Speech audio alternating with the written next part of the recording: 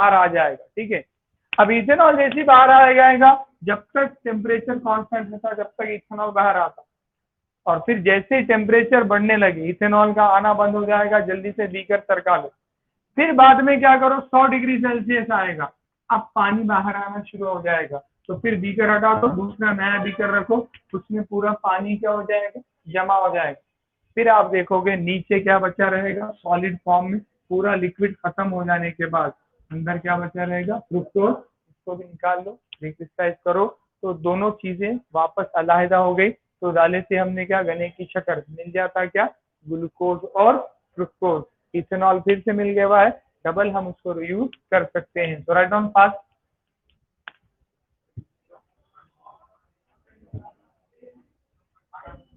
तो पैराग्राफ लिख लेना,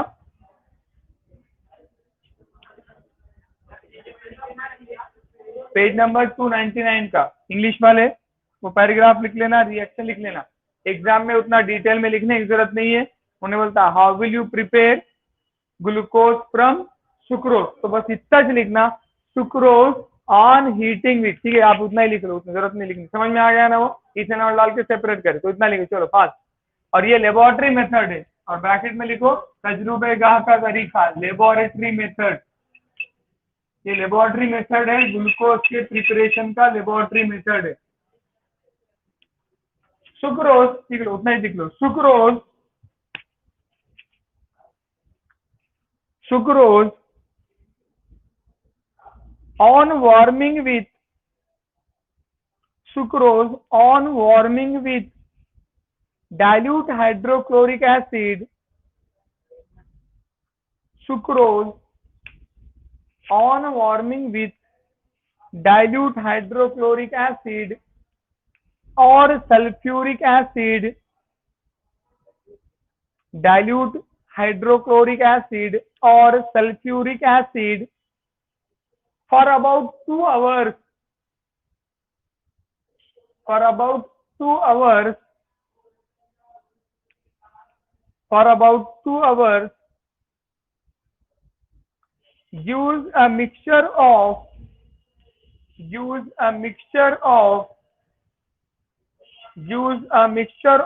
glucose and fructose, use a mixture of glucose and fructose।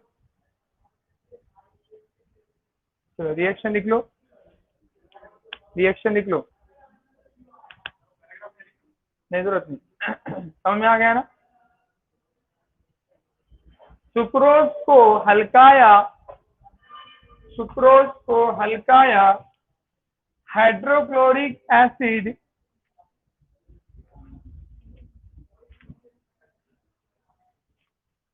Sucrose को हल्काया हाइड्रोक्लोरिक एसिड या सल्फ्यूरिक एसिड के साथ, हल्काया हाइड्रोक्लोरिक एसिड या सल्फ्यूरिक एसिड के साथ 2 घंटों तक गर्म करने पर, 2 घंटों तक गर्म करने पर,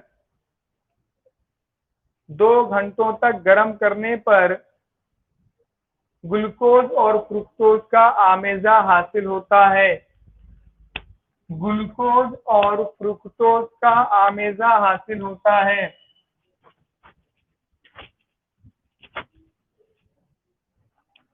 second, preparation of glucose from starch. English Urdu वाले लिख लिया ना, रिएक्शन पहले लिख लेते जवाब। Second, preparation of glucose, preparation of glucose from starch, starch से ग्लूकोज की तैयारी, कमर्शियल मेथड, सनती तरीका, कमर्शियल मेथड, सनती तरीका। कमर्शियल मेथड यानी कि बेचने के लिए, हम जो ग्लूकोन डी पाउडर पी रहे हैं वो स्टार्च से बनाया हुआ है, इसी तरीके से बनाया हुआ है। वो हम जो भी मेथड देख रहे हैं, जो हम ग्लूकोन डी जो पीते हैं वो इसी तरीके से बनता है, स्टार्च से। तो याद रखना, स्टार्च हमने कल देखा था पॉलीसैकेराइड है। स्टार्च क्या है, पॉलीसैकेराइड। पॉलीसैकेराइड का क्या मतलब हुआ कि कई छोटे यानी कि कई ग्लूकोज के मॉलिक्यूल्स आपस में जुड़ के लॉन्ग चेन बनाएंगे, इसको हम क्या कहेंगे, पॉलीसैकेराइड। कहाँ कहाँ होता है भाई स्टार्च? स्टार्च आलू वगैरह में, ठीक है, आलू में होता है, और स्वीट पोटैटो रतालू वगैरह, आलू रतालू में क्या होता है? स्टार्च होता है। सो स्टार्च के लिए अब जनरल फॉर्मूला लिखना पड़ेगा C6H10O5। देखो ये C6H10O5, और कई मॉलिक्यूल जुड़े हुए, जैसे पॉलीमर में अपन ने नीचे एंटाइन्स लगाए थे, तो नीचे क्या करेंगे अपन? एंटाइन्स लगाएंगे। तो फिर क्या हुआ? स्टार्च का जनरल फॉर्मूला क्या हुआ? C6H10O5 second एंटाइन्स। अब इसको भी क्या करना है हमको? डाइल्यूट सल्फ्यूरिक एसिड के साथ 293 केल्विन टेम्परेचर पे। अब डाइल्यूट है मतलब कौन हिस्सा लेगा? n नंबर के वाटर मॉलिक्यूल पार्टिसिपेट होंगे रिएक्शन में, ठीक है। एसिड हाइड्रोलाइसिस है, एसिड के प्रेजेंस में dilute sulphuric acid at about 393 kelvin temperature, 2 to 3 atmospheric pressure, दबाव भी आयत करना पड़ेगा कंटेनर पे। तो ध्यान दो, अब यहाँ के 10 और ये 2 कितने हो गए? 12, और ये 5 और 1 6, तो क्या हो गया फिर? क्या हो गया? C6H12O6। ऐसे कितने मॉलिक्यूल बने? n नंबर के किसके मॉलिक्यूल बन गए? ग्लूकोज के। अब यहाँ पे सेपरेट करने का मसला हल हो गया, और कई मॉलिक्यूल क्या मिलेंगे? सिर्फ और सिर्फ ग्लूकोज से मिलेंगे। राइट डाउन लिख लो, पैराग्राफ और रिएक्शन लिख लो टेक्स्ट बुक में देख के। कमर्शियल मेथड सनती तरीका, बेचने के लिए जो बनाते ना सनती, यानी कि इंडस्ट्री में जो बन रहा हमारे को जो मिल रहा ना ग्लूकोन डी का पाउडर, वो इसी तरीके से बनाया जाता है।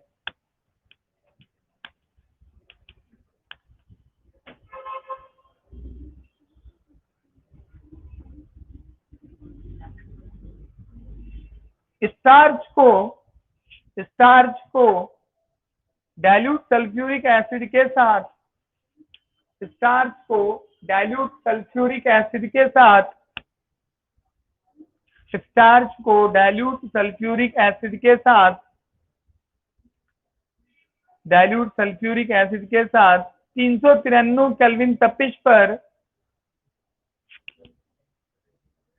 393 केल्विन तपिश पर 2 ता 3 फिजाई दबाव के तहत, 393 केल्विन तपिश पर 2 ता 3 फिजाई दबाव के तहत गर्म करने पर, 2 ता 3 फिजाई दबाव के तहत गर्म करने पर ग्लूकोज हासिल होता है। ग्लूकोज हासिल होता है। 2 ता 3 फिजाई दबाव के तहत गर्म करने पर ग्लूकोज हासिल होता है। लिख लो रिएक्शन। तो कई बार दोनों में से एक 2 मार्क के लिए आता, बस खाली रिएक्शन भी लिख दिए, स्टेटमेंट लिखिए तो 1 मार्क देता, रिएक्शन पे 1 मार्क का 2 मार्क आता। कई बार पूछे हुआ है कि how will you prepare glucose from sucrose, how will you prepare glucose from starch, दोनों में से एक बहुत बार आ चुका है। और देखो आज तक ग्लूकोज बनाने की रिएक्शन आज तक लेबोरेटरी में नहीं हो सकी है। दुनिया की इतनी तरक्की कर ली, इतने टफ से टफ रिएक्शन हो गए, लेकिन आज भी आर्टिफिशियल तरीके से ग्लूकोज नहीं बनाया जा सकता है। ग्लूकोज में क्या है? कार्बन, हाइड्रोजन और ऑक्सीजन।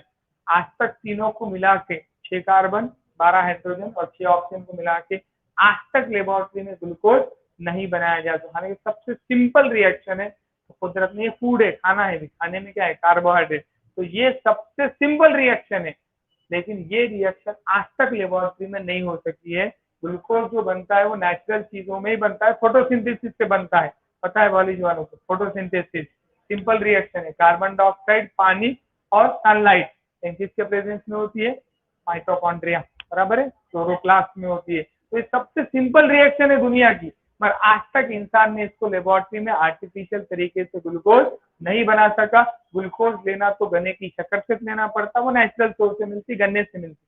करना क्या है? पौधा है ना, नेचुरल सोर्स है, या तो स्टार्च से लेना पड़ता, आलू रतालू से लेना पड़ता, उसके बगैर हम ग्लूकोज नहीं। तो ये इंसान की नाकामी है कि कितना भी तरक्की कर लिया तो खुद का खाना खुद नहीं बना सकता है। क्यों नहीं बना सकता है? क्योंकि हमारे सेल में क्या मौजूद नहीं है? क्या मौजूद नहीं है? क्लोरोप्लास्ट मौजूद नहीं है। क्लोरोप्लास्ट क्या में होती है? फोटोसिंथेसिस। प्लांट में होती है। क्या डिफरेंस है प्लांट सेल और एनिमल सेल में? सबसे बड़ा डिफरेंस है क्लोरोप्लास्ट नहीं है। अगर क्लोरोप्लास्ट होता तो हम भी रोज 2 गिलास पानी पी के छत पे जाके धूप में ठहरना पड़ता 2 घंटे, पूरा कार्बोहाइड्रेट तैयार होता था, दिन भर की एनर्जी जमा होती थी, दिन भर काम करो, शाम तक बैटरी डाउन। ठीक है, जिस दिन सूरज नहीं निकलता था उस दिन बाहर कोई नहीं निकलता था। आई बात समझ में? एनर्जी नहीं रही तो बाहर कहाँ से आते थे? ठीक है, अच्छी बात है कि हमको जो फूड है, हमारा फूड हम खुद तैयार नहीं कर सकते हैं, तो ये इंसान की नाकामी है। कितना भी तरक्की कर लिया, इतने डेंजर रिएक्शन बन चुके हैं, जो नहीं होने वाले रिएक्शन इंसान ने कर लिया, और ये सबसे सिंपल रिएक्शन है दुनिया की, जो फूड बनाने। फूड है, कार्बोहाइड्रेट क्या है? खाना है, उसके बगैर इंसान चल ही नहीं सकता है। लेकिन आज तक इंसान ने लेबोरेटरी में आर्टिफिशियल तरीके से कार्बोहाइड्रेट नहीं बना सका है। नेक्स्ट है structure and properties of glucose. Structure and properties of glucose. Structure and properties of glucose. Glucose की साख्त और खुसूसियात। ग्लूकोज की साख्त और खुसूसियात। Structure and properties of glucose. structure and properties. Structure and properties of glucose. Glucose की साख्त और खुसूसियात। ग्लूकोज की साख्त और खुसूसियात। ठीक है, अब पेन रख देना बाजू, अब थोड़ी देर के लिए ध्यान दो। अब ग्लूकोज का स्ट्रक्चर ध्यान रखना है। किसी भी कंपाउंड का स्ट्रक्चर मालूम करना बहुत मुश्किल काम, पुराने जमाने में और मुश्किल काम था। अब लेकिन नए टेक्निक्स डेवलप हो चुके हैं, जिससे आसानी से हम कंपाउंड का स्ट्रक्चर डिटरमाइन कर सकते हैं। तो स्पेक्ट्रोस्कोपी टेक्निक्स आ चुके हैं, उससे हम वो आसानी से कोई भी नया कंपाउंड हम बनाते हैं तो हम चेक कर सकते हैं कि हमारा कंपाउंड का स्ट्रक्चर, जिस तरह से हमारे पीएचडी में हम जो कंपाउंड का एक्सपेक्टेशन किए थे रिएक्शन करने के बाद, इसलिए बता दूंगा आपको थीसिस में। ठीक है, तो नए कंपाउंड मेरे बने हैं, नेट पे अवेलेबल है, आप देख सकते हैं, मगर $56 पे करना पड़ता है उसमें। ठीक है, इंटरनेशनल जनरल में है, फ्री में बता दूंगा मैं आपको, फिक्र मत करो। ठीक है, मेडिसिनल केमिस्ट्री रिसर्च जनरल आते हैं, तो मेरे भी जो अलहमदुलिल्लाह अमेरिकन जनरल में से न्यूयॉर्क से पेपर पब्लिश है जो कंपाउंड बनाया मैंने। ठीक है, कभी क्या थे कंपाउंड, बहुत बड़े कंपाउंड है, बाद में बता दूंगा। तो वो कंपाउंड बनने के बाद उनका स्पेक्ट्रोस्कोपी टेक्निक से स्ट्रक्चर मालूम किया जाता है। लेकिन पुराने जमाने में जब ग्लूकोज का मॉलिक्यूल, तो ग्लूकोज का मॉलिक्यूल जो डिस्कवर हुआ था, ग्लूकोज का जो मॉलिक्यूल डिस्कवर हुआ था वो 1774 में डिस्कवर हुआ था, 1774 में। ठीक है, 1774 में आई थिंक, यानी वो 17वीं सदी में शुरू हुआ है। और उसका जो करेक्ट जो स्ट्रक्चर हुआ वो 1838 में हुआ। अब अंदाजा लगा सकते हैं आप, कोई कंपाउंड का स्ट्रक्चर डिटरमाइन करना अभी बहुत इजी हो चुका है, लेकिन पुराने जमाने में जब उसकी टेक्निक डेवलप नहीं हुई थी तो सबसे मुश्किल काम था। भाई ग्लूकोज थोड़ी गन्ने में से पुकार के बोलेंगे, ग्लूकॉन डी में से, अरे भाई मेरे पास 6 कार्बन है, 12 हाइड्रोजन है, 6 ऑक्सीजन, बोलता क्या पुकार के? नहीं बोलता। मेरे अंदर अल्डिहाइड ग्रुप है, प्राइमरी अल्कोहलिक ग्रुप है, नहीं बोलता है। तो डिफरेंट क्या करना पड़ता है, एक्सपेरिमेंट कर करके चेक करना पड़ता है। तो कई साल लगे हुए एक एक कंपाउंड के स्ट्रक्चर को डिटरमाइन होने के लिए, कई साल, 100 साल भी लगे हुए कुछ कंपाउंड, इतना टाइम लगा। तो आपको बताऊंगा, फेमस है वो अपना बेंजीन वाला। बेंजीन का जो स्ट्रक्चर है किसने डिस्कवर किया? Kekule, August Kekule. तो उस जमाने में जो रेजोनेंस का कंसेप्ट था, रेजोनेंस क्या है भाई? Identical position of atom but different position of pi electron, उसको हम क्या कहते हैं? रेजोनेटिंग स्ट्रक्चर कहते हैं। तो बेंजीन के अपन 2 रेजोनेंस स्ट्रक्चर बनाते हैं, alternate double bond, single bond, single bond, double bond. ठीक है, या फिर क्या करते हैं, दोनों के लिए एक्चुअल एक स्ट्रक्चर बनाते, या तो डॉटेड लाइन से बीच में सर्कल बनाते, या फिर बीच में एक सॉलिड सर्कल बनाते। तो जब केकुले ये स्ट्रक्चर डिटरमाइन कर रहा था, केकुले ये स्ट्रक्चर डिटरमाइन कर रहा था, अब उन्हें चेक कर रहा था बेंजीन का मॉलिक्यूलर फॉर्मूला से कार्बन से हाइड्रोजन है, साइक्लिक रिंग में जुड़े हुए। लेकिन जब वो चेक करता तो उसको अब दिखता कि भाई एक कार्बन कार्बन सिंगल बॉन्ड है और ये कार्बन कार्बन डबल बॉन्ड। याद रखना, कार्बन कार्बन डबल बॉन्ड की लेंथ छोटी रहती, सिंगल बॉन्ड की लेंथ बड़ी रहती। अब उन्हें जब चेक कर रहा बेंजीन में रिंग है 6 कार्बन का, डबल पी है सिंगल बॉन्ड में अब तो परेशान हो ऐसा कैसा हो रहा कि भाई बेंजीन में कहीं ना कहीं 3 सिंगल बॉन्ड है और 3 डबल बॉन्ड है, बॉन्ड लेंथ क्या होगी, ना तो परफेक्ट डबल की आ रही ना तो परफेक्ट सिंगल की आ रही, तो बहुत परेशान हुआ, हमेशा सोचते रहता कई साल तक सोचा, तो लेकिन अब उसकी क्या हो गया, उसका काम पड़ने लगा, बार-बार क्या होता उसके साथ में एक सांप आता जिसने उनको मुंह में पकड़ा है और कंटीन्यूअस घूम रहा है, बाहर तो उसको ही फर्क पड़ता है कि उसके सांप आता और उसने अपनी तुमको मुंह पकड़ा है, सर्कल बनाया है और वो रोटे घूम रहा है, और फिर बाद में वो यूरोप में आपको पता है कि आगे सर्दी बहुत रहती तो घर में क्या रहती छेनी रहती, आग में जाके सेकने में और वो आ जाता, तो उसका वो सेकने करने बैठा रात में, तो उसको क्या होता है कि धुएं का सर्कल दिखता, धुएं का सर्कल वाल में बॉल्स धुएं का सर्कल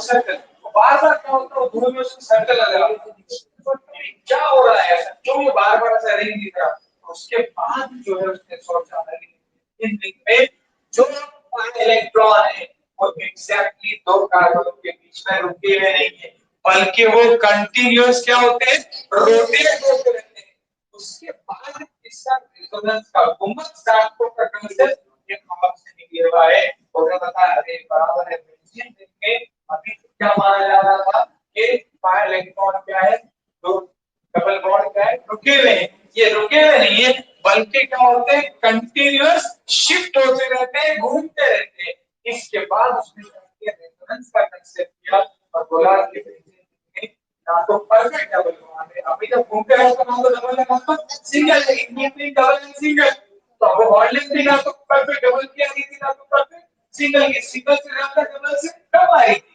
इस बुनियाद पे उसने बाद में क्या रेजोनेंस का कांसेप्ट डेवलप किया और बोला कि बेंजीन में जो 6 pi इलेक्ट्रॉन है किसी दो कार्बनों के बीच में रुके हुए नहीं है बल्कि कंटीन्यूअस होते हैं, रोटेट होते हैं, इस कांसेप्ट को रेजोनेंस का नाम दिया गया, और रेजोनेंस क्या है, identical position of atom but different position of pi electron, ठीक है, तो उसी तरीके से अपना जो ग्लूकोज का मॉलिक्यूल है इसका मतलब तो बहुत पहले हो गया था क्योंकि ग्लूकोज इज कार्बोहाइड्रेट, ये नेचर में सबसे ज्यादा मिलने वाले मॉलिक्यूल है, नेचर में सबसे ज्यादा मिलने वाला मॉलिक्यूल इसका कार्बोहाइड्रेट, क्योंकि पूरे पौधे कार्बोहाइड्रेट से बने हुए हैं, पूरी जो लिविंग बॉडी है वो कार्बोहाइड्रेट से बनी हुई है, सो कार्बोहाइड्रेट का स्ट्रक्चर मालूम करने के लिए, और पहले क्या हुआ कार्बोहाइड्रेट का स्ट्रक्चर ओपन चेन माना गया, बाद में वो साइक्लिक से देखना है, देखो सबसे पहले क्या किया जाता है, एलिमेंटल एनालिसिस होती है,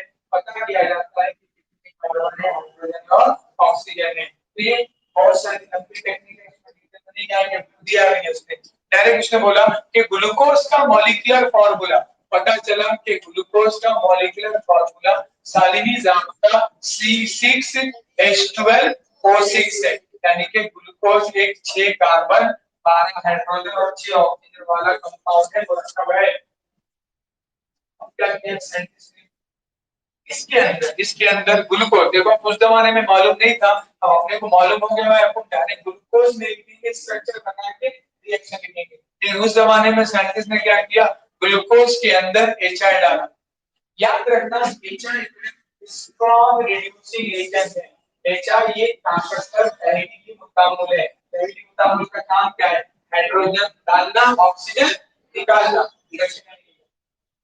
addition of hydrogen or removal of oxygen is called reduction, तो अब याद रखना HI ऐसा रिएजेंट है जहां कहीं ऑक्सीजन है उसको खींच लेता और हाइड्रोजन बिठा देता, तो उन्होंने भी क्या करा, ग्लूकोज का मॉलिक्यूलर फार्मूला C6H12O6 है, इसने क्या किया पूरे हाइड्रोजन को खींचा और क्या बिठाया, हाइड्रोजन के रिडक्शन कर दिया, और रिडक्शन जब करा तो पता चला कि जब ग्लूकोज का रिएक्शन किया गया स्ट्रॉन्ग रिड्यूसिंग एजेंट यानी कि HI के साथ, तो तब बनने वाला जो कंपाउंड था वो क्या था, N-हेक्सेन था, N-हेक्सेन पता है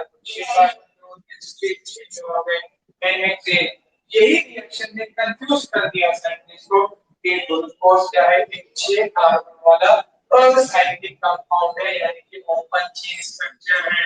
देखो बाद में फिर साइक्लिक में गया, सुनो।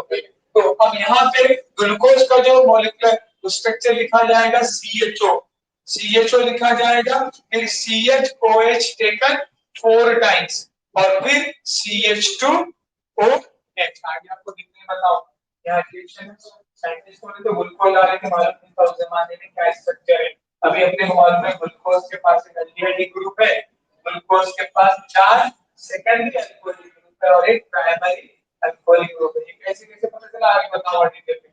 तो हम क्या करेंगे भाई, CHO लिखेंगे, फिर CHOH लिखने मतलब है फिर लास्ट में क्या करेंगे CH2OH लिखेंगे, यूज राइज टू करके HI डालेंगे और HI डाल के CH3CH2 टेकन 4 टाइम्स और CH3 यानी कि n-हेक्सेन। तो इस रिएक्शन से पता चला कि ग्लूकोज क्या है, एक 6 कार्बन वाला ओपन चेन मॉलिक्यूल है। क्लियर हो गया क्या? तो अब बहस शुरू हुई कि दोनों ये कब हुआ भाई, जब वो 6 ऑक्सीजन निकाल लिए गए और 12 हाइड्रोजन उसके अंदर ऐड कर दिए गए, तब हुआ ये।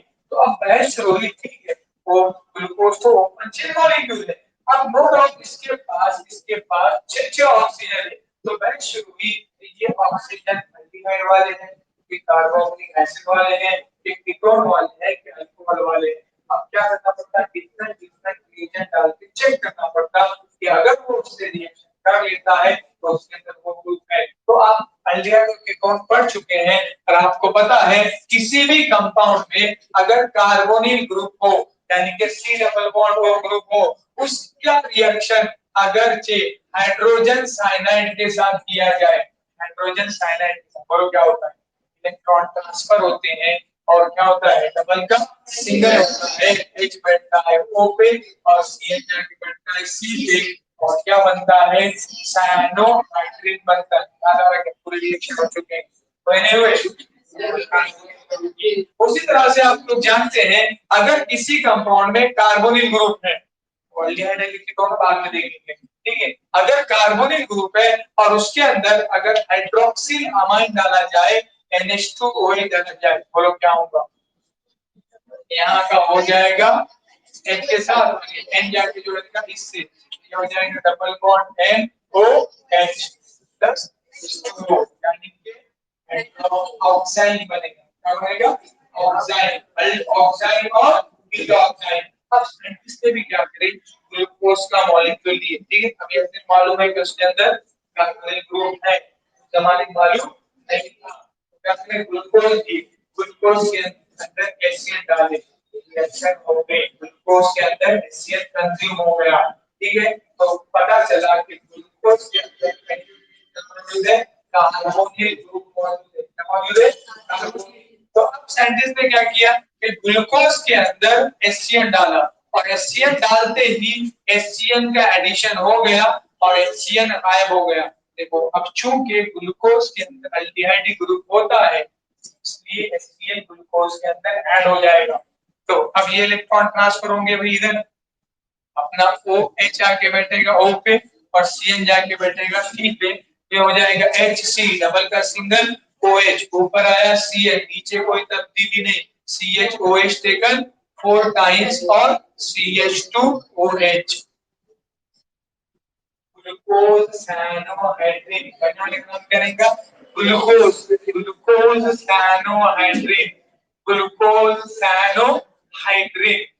तो अब नो डाउट जब ग्लूकोज का रिएक्शन किसके साथ हो जाता है, HCl के साथ हो जाता है, तो ऑब्वियसली ग्लूकोज के अंदर क्या मौजूद है, कार्बोनिल ग्रुप मौजूद है, यानी कि C double bond O group मौजूद है। उसी तरीके से ग्लूकोज का रिएक्शन हाइड्रोक्सिल अमाइन के साथ किया गया, ध्यान दो, ग्लूकोज का रिएक्शन हाइड्रोक्सिल अमाइन का, पता नहीं था कि ग्लूकोज में कार्बोनिल ग्रुप है, जैसे हाइड्रोक्सिल अमाइन डाले तो हाइड्रोक्सिल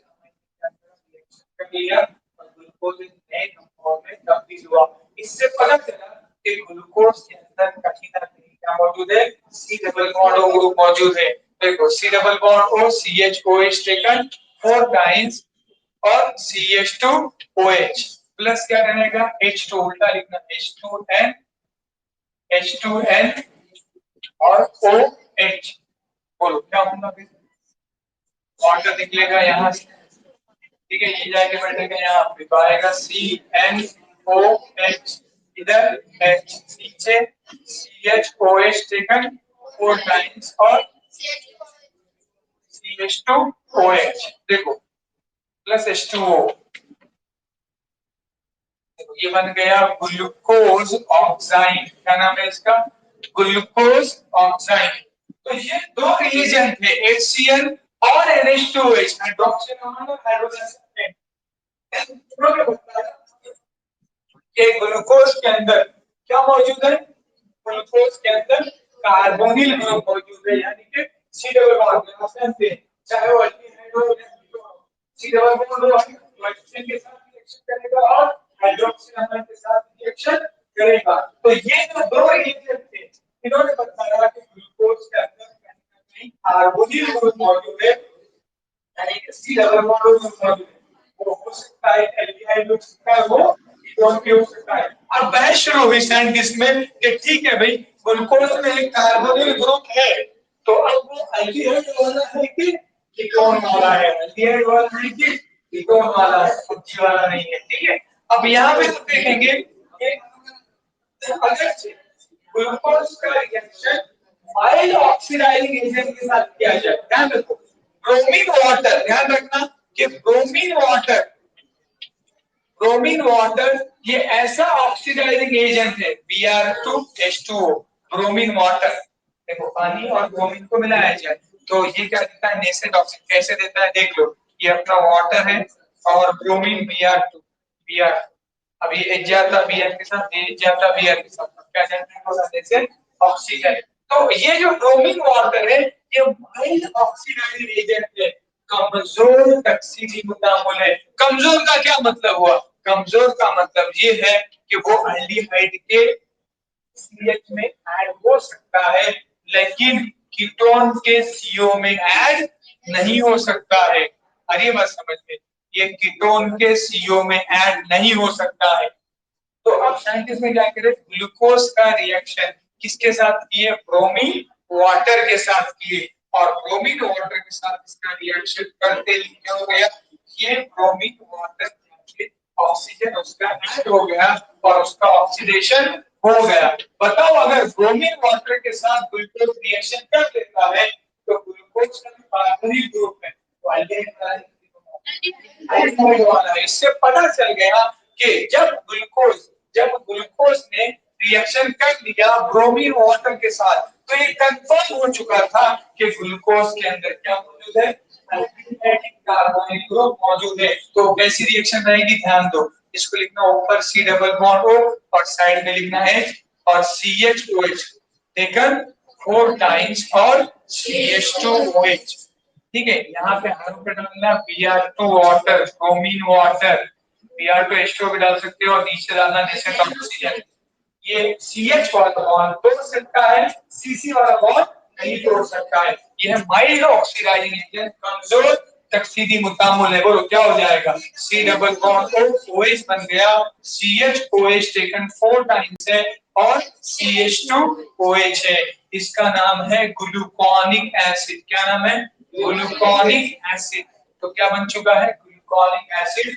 कंफर्म हुआ कि ग्लूकोज के अंदर एक एल्डिहाइड मौजूद है, कंफर्म हुआ, ठीक है। अब फिर एक थे कितने ऑक्सीजन में? थे टोटल 6 ऑक्सीजन। तो पता चल गया कि भाई एक ऑक्सीजन क्या है? C डबल बॉन्ड है, बाकी के 5 ऑक्सीजन का क्या? तो अब 5 ऑक्सीजन किस शक्ल में रहेंगे? इस बात की कंफर्मेशन के लिए क्या शुरू हुआ? नो डाउट कहीं ना कहीं ग्लूकोज कितना मौजूद है? अल्कोहलिक ग्रुप मौजूद है।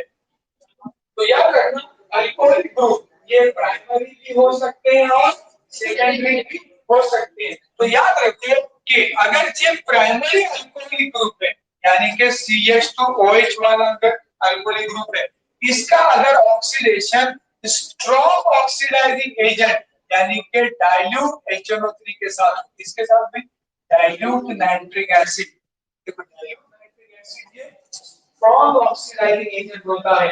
ये अल्टीमेट आसानी से कार्बोनिक एसिड बना सकता है और साथ ही साथ अगर कोई प्राइमरी अल्कोहलिक ग्रुप अगर मौजूद है तो उसका भी क्या करेगा, कार्बोक्सिलिक एसिड बनाएगा। किस तरह से देख लो, पहले क्या करता है, नेसेंट ऑक्सीजन यहाँ का एक H निकालता है, यहाँ का एक, ठीक है, इस तरह से ये अपना प्राइमरी अल्कोहलिक ग्रुप है।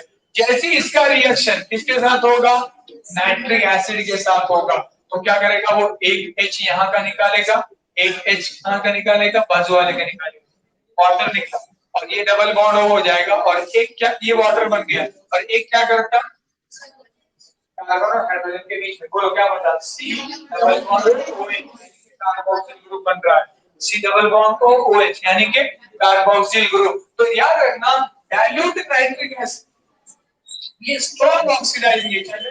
अगर हमारे कंपाउंड में कहीं प्राइमरी अल्कोहलिक ग्रुप यानी CH2OH है तो उसको क्या तब्दील करेगा, COOH में तब्दील करेगा। तो साइंटिस्ट ने क्या करेगा, ग्लूकोज के अंदर, ध्यान रखो, ग्लूकोज के अंदर क्या डाले, नाइट्रिक एसिड डाले और जैसे नाइट्रिक एसिड डाले तब उन्होंने देखा कि हमारा जो ग्लूकोज का जो मॉलिक्यूल था ये dilute nitric acid, dilute nitric acid याद रखना ये स्ट्रॉन्ग ऑक्सीडाइजिंग एजेंट है, तो वो इसको तो COOH बनाएगा ही बनाएगा। और अगर कहीं ग्लूकोज के अंदर क्या मौजूद है, प्राइमरी अल्कोहलिक ग्रुप मौजूद है तो उसको भी क्या करेगा, COOH बनाएगा। जब ग्लूकोज का रिएक्शन नाइट्रिक एसिड के साथ किया गया तब क्या मिला, सैकैरिक एसिड मिला। क्या मिला, सैकैरिक एसिड। और सैकैरिक एसिड ये ऐसा एसिड होता है इसमें क्या होते हैं, दो COOH होते हैं। तो जब ग्लूकोज का रिएक्शन डाइल्यूट नाइट्रिक एसिड के साथ हुआ तो अल्टीमेट तो कार्बन एसिड बनेगा ही बनेगा, वो तो माइसिन बन गया था, इससे तो बनना ही है। और साथ ही साथ प्राइमरी अल्कोहलिक ग्रुप में तब भी क्या हो जाएगा, वो COOH में तब्दील हो जाएगा। तो जब नाइट्रिक एसिड के साथ रिएक्शन किया गया और बनने वाले कंपाउंड को चेक किया गया तो पता चला कि ग्लूकोज के अंदर कितने तो COOH ग्रुप आ गए, दो COOH। तो ऐसी बात है, एक किसका बनाऊंगा, अल्डिहाइड का बनाऊंगा तो दूसरा कौन सा रहेगा, दूसरा कहीं ना कहीं क्या मौजूद है, प्राइमरी अल्कोहलिक ग्रुप मौजूद है। तो इस बात से पता चला कि ग्लूकोज में एक अल्डिहाइड ग्रुप है और एक प्राइमरी अल्कोहलिक ग्रुप है। अब बचे कितने ऑक्सीजन, दो ऑक्सीजन तो मालूम हो गए, एक अल्डिहाइड एक प्राइमरी अल्कोहलिक, बचे कितने, चार। अब बहस होगी कि चार ऑक्सीजन है वो किस शक्ल में है, सेकेंडरी है या फिर टर्शियरी है। तो ध्यान रखो ग्लूकोज का रिएक्शन, ग्लूकोज का रिएक्शन किया गया एसिटिक अनहाइड्राइड के साथ, इसके साथ भी एसिटिक अनहाइड्राइड। याद रखो अगर किसी कंपाउंड में OH ग्रुप है, हम अल्कोहल के पूरे केमिकल रिएक्शन पढ़ चुके हैं, अगर OH ग्रुप है इसका रिएक्शन एसिटिक अनहाइड्राइड के साथ किया जाए, क्या formula acetic anhydride, CH3C double bond तो CH3C डबल बॉन्ड होगी, ये है एसिटिक अनहाइड्राइड। अब आपको पता है अगर किसी कंपाउंड में OH है, OH टूटता है और कहां पे जाके बैठता, इस पे जाके, और ये CO और CH3 किस पे आके बैठता, ऑक्सीजन पे आके बैठता, ये हो जाता असाइल डेरिवेटिव। याद रखना कुछ acyl derivative plus by product क्या होता है, CH3COOH होता है, एसिटिक एसिड होता है। याद रखना असाइलेशन बोलते हैं, CH3 ग्रुप क्या है, असाइल ग्रुप है। तो अगर किसी कंपाउंड में कोई ग्रुप है चाहे कोई तो तब उसके ऊपर क्या होता है, एसिड अनहाइड्राइड का रिएक्शन या एसिटिक क्लोराइड का रिएक्शन किया जाए तो H हटेगा, असाइल होगा। तो असाइल इसमें क्या करें, ग्लूकोज का मॉलिक्यूल लिए उसके अंदर एक मोल एसिटिक अनहाइड्राइड डाले, वो भी रिएक्शन कंज्यूम कर लिया, फिर 2 मोल डाले फिर कंज्यूम कर लिया, 3 मोल डाले तब कंज्यूम कर लिया, 4 मोल डाले तब कंज्यूम कर लिया और 5 मोल डाले तब भी क्या हो गया, कंज्यूम हो गया। क्या पता चलता है इससे कि ग्लूकोज के अंदर कितने OH ग्रुप है, 5 OH ग्रुप है, बराबर है 5। एक मालूम हो गया था प्राइमरी, चार क्या है सेकेंडरी है, इसका मतलब है सेकेंडरी का रिएक्शन कर लेगा, इससे पता चला। तो अब ग्लूकोज हम किस तरह से लिखेंगे, CHO लिखेंगे और CHOH कितनी मर्तबा है, टोटल 4 मर्तबा है और CH2OH कितनी मर्तबा, 1 मर्तबा, प्लस कितने एसिटिक एनहाइड्राइड, 5 मॉलिक्यूल रहेंगे CH3CO twice O gives rise to, बोलो क्या रहेगा, CHO तो एज इट इज है। अब CHO ध्यान रखना, यहाँ का H हटा है और क्या आया है COCH3 आया है। H हट के क्या आता है COCH3, तो H हट गया, क्या आया OCOCH3। कितनी मरतबा 4 मरतबा, ठीक है। अब देखिए CH2, फिर O के बाद क्या आया COCH3 प्लस कितने एसिटिक एसिड 5 मॉलिक्यूल मिलते हैं बाय प्रोडक्ट में एसिटिक एसिड, तो इसका नाम है ग्लूकोज। क्या नाम है ग्लूकोज पेंटा, पेंटा एसीटेट। क्या नाम है इसका ग्लूकोज पेंटा एसीटेट। कितने एसिटिक एनाहाइड्राइड के मॉलिक्यूल प्रेजेंट है 8 हुए। तो इससे पता, इससे पहले एमसीक्यू में पूछा था कि glucose molecule consume how many moles of acetic anhydride, how many moles 5 moles of acetic anhydride. Clear हुआ? तो इतनी सारी रिएक्शन से पता चला कि ग्लूकोज का मॉलिक्यूलर फार्मूला C6H12O6 है। ग्लूकोज के पास एक एल्डिहाइड ग्रुप है, एक प्राइमरी अल्कोहलिक ग्रुप है और 4 सेकेंडरी अल्कोहलिक ग्रुप है। बहुत ज्यादा मशक्कतें हुई और फिर बहुत सारे साइंटिस्ट ने बहुत ज्यादा स्टडी करके कई साल लगाए और कई साल लगा के ग्लूकोज का एक ओपन चेन स्ट्रक्चर बना लिया। इस तरह का स्ट्रक्चर देखो, अब ये इस तरह से है C डबल बॉन्ड OH। अब आप ले सकते हो ऊपर, फिर 1 2 3 3 4 5 6, ठीक है। अब नीचे का क्या करना है, एक प्राइमरी अल्कोहलिक ग्रुप CH2OH पहले लेते हैं। देखो 1 2 3 4 5 6। ध्यान रखना, अभी कॉन्फ़िगरेशन मालूम करें। दूसरे कार्बन पे OH राइट में और H लेफ्ट में, तीसरे कार्बन पे H राइट में OH, याद रखना चौथे पे भी OH राइट में है और पांचवे पे भी OH राइट में ही है। इस तरह से पूरी स्टीरियोकेमिस्ट्री अरेंजमेंट का सही हुआ और इस तरह से ग्लूकोज का स्ट्रक्चर डिटरमाइन हुआ कि ग्लूकोज इस तरह का मॉलिक्यूल है। जो आप गिनते देखो 1 2 3 4 5 6 हो गए, 2 3 4 5 6 7 8 9 10 11 12 और ये 1 2 3 4 5 6। तो ये एल्डिहाइड ग्रुप है, ये पूरे बीच वाले 1 2 3 4 ये पूरे सेकंड के CH वगैरह सेकंड की और CH वगैरह पहली बात समझ में इस तरह से पता चला कि ग्लूकोज का स्ट्रक्चर इस तरह से है। तो फिशर क्या बोलता है कि बीच के जो कार्बन है बताओ, ठीक है, नीचे कार्बन का क्रॉस का इस्तेमाल करो। तो फिशर में अगर बनाए तो ये लिख लेना CHO ऊपर, पर फिशर बोलता है जो जल्दी ऑक्सीडाइज होता है उसको ऊपर लो, वो जल्दी ऑक्सीडाइज होगा, जल्दी ऑक्सीडाइज होगा कंपेयर टू अल्कोहल, ऊपर लो।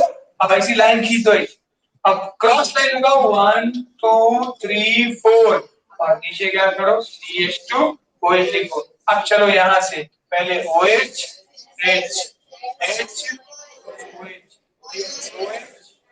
OH H और H।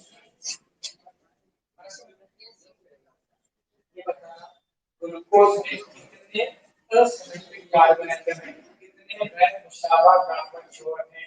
गैर मुशाबा कार्बन जोड़ क्या होता है, ऐसा कार्बन जोड़ जो 4 मुख्तलिफ जोड़ों या जोड़ों के ग्रुप से जुड़ा होता है। बताना क्या पहला कार्बन 4 अलग-अलग से जुड़ा हुआ है, 4 तो क्या असिमेट्रिक नहीं है।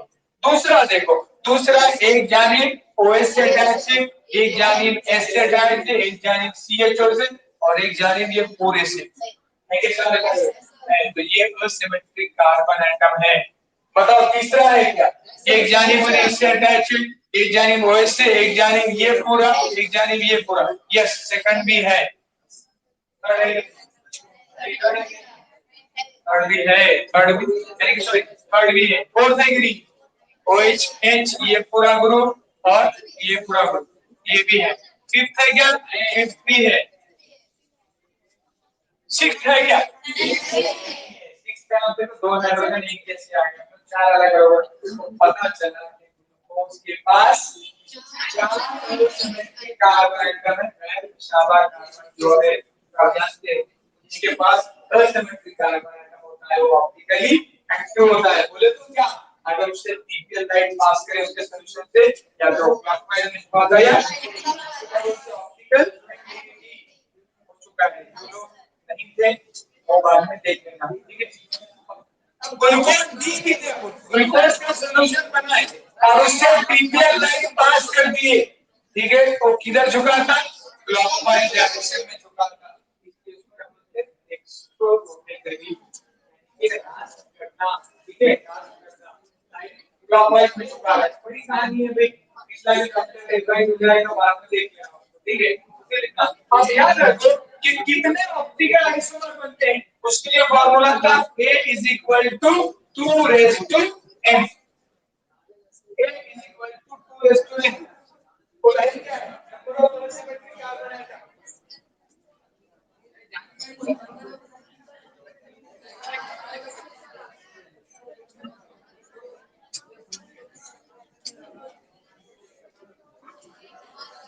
N means number of asymmetric carbon atom. N means number of asymmetric carbon atom. यानी कि n मुशाबह कार्बन जोड़ों की तादाद कितनी है? 4 है। फिर N पे क्या आएगा? A is equal to 2 raised to 4. कितना होगा? 16. तो टोटल कितने ऑप्टिकल आइसोमर बनेंगे? ग्लूकोज के 16 ऑप्टिकल आइसोमर बन सकते हैं। कितना हो गया क्या? तो पूरे रिएक्शन लिख लेना और शॉर्ट में युक्तन शॉर्ट में लिख लेना, इंग्लिश शॉर्ट उर्दू वाला ठीक है। आपका कल का टाइमिंग क्या है?